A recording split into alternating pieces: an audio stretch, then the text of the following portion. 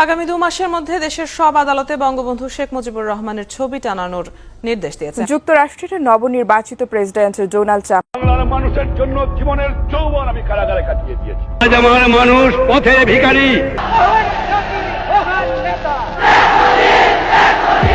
Here an address by His Excellency Muhammad Yunus of the Interim Government of the People's Republic of Bangladesh. বাংলাদেশের রাজনৈতিক অঙ্গনে নতুন এক আলোড়ন তুলেছে নবনির্বাচিত মার্কিন প্রেসিডেন্ট ডোনাল্ড ট্রাম্প। সম্প্রতি হোয়াইট হাউসের এক সংবাদ সম্মেলনে তিনি স্পষ্টভাবে ঘোষণা করেন যে আগামী 2 মাসের মধ্যে বাংলাদেশের প্রতিটি সরকারি দপ্তর, আদালত এবং প্রতিষ্ঠানে জাতির পিতা বঙ্গবন্ধু শেখ মুজিবুর রহমানের ছবি টাঙাতে হবে। ট্রাম্প বলেন, আওয়ামী লীগ এখন ক্ষমতায় নেই, তাতে কি বাংলাদেশের কোন রাজনৈতিক দলের অধিকার নেই জাতির পিতাকে অবমাননা করার।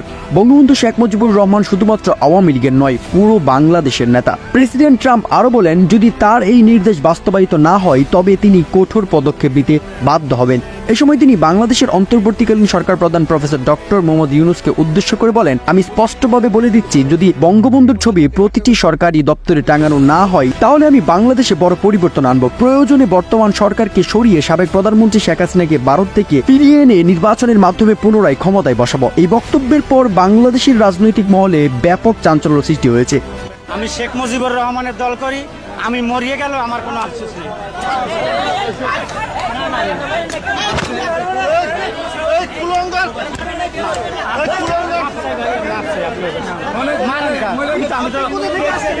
বিশ্লেষকদের মতে ট্রাম্পের এই মন্তব্য বাংলাদেশের অভ্যন্তরীণ রাজনীতিতে সরাসরি হস্তক্ষেপের ইঙ্গিত দেয়, যা আন্তর্জাতিক কূটনীতির দৃষ্টিকোণ থেকে নজিরবিহীন।